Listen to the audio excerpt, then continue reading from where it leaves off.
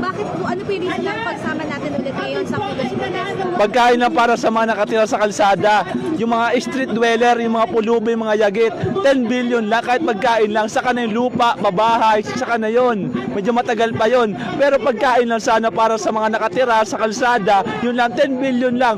6 trillion, ang hinihingi ko lang, 10 billion.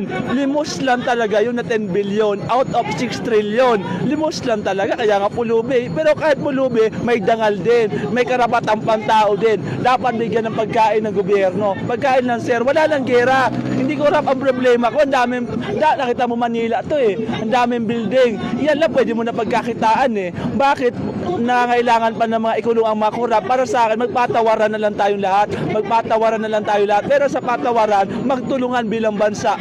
Pag kinulong mo mga korap, anong gagawin sa kulungan? Nakatambay, nakanganga. Eh kung palabasin mo sila, patulungin mo.